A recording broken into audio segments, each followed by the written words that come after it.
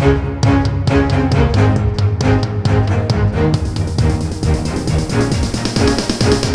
is the Washington Times front page for Tuesday, October 19th, 2021. Thanks for joining us. I'm George Gerbo. On Capitol Hill, negotiations are continuing as the clock is ticking for President Biden to forge a consensus among warring Democrats over his ambitious legislative agenda.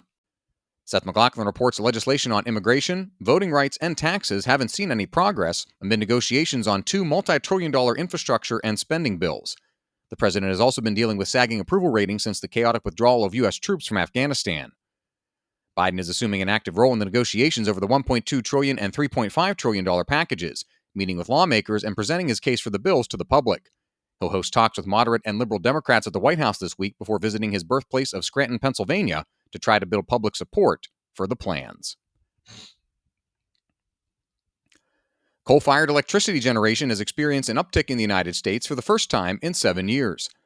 Valerie Richardson reports the U.S. Energy Information Administration says that electricity generated by coal-fired plants is expected to jump by 22% in 2021 over last year's levels. That marks the first year-over-year increase since 2014.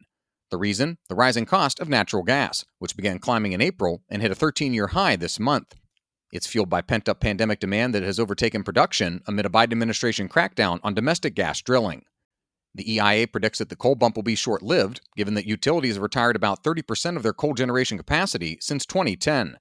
No coal-fired power plants have been built in the United States since 2013.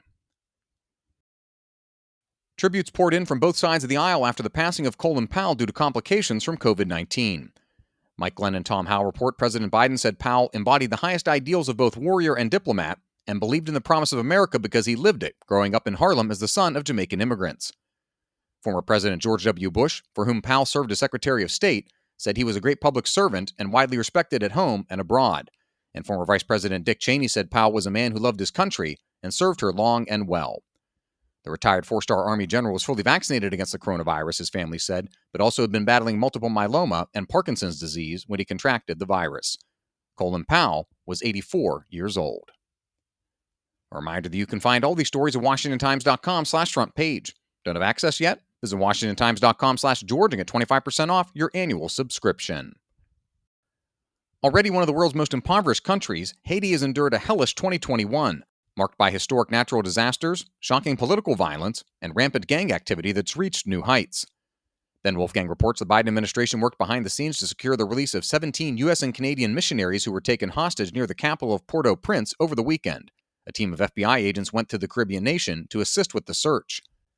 The Haitian government can be described as dysfunctional at best and is facing growing outrage from its people, many of whom are desperate to flee. Unions and other groups have launched a nationwide strike to protest the growing lack of security and dangerous conditions. In much of the country, armed gangs operate with little to fear from law enforcement. And finally, complaints about supply chain problems have mounted in recent months, as labor shortages driven in part by the pandemic have been cited for delays in delivering computer chips, auto parts, toys, and even Bibles.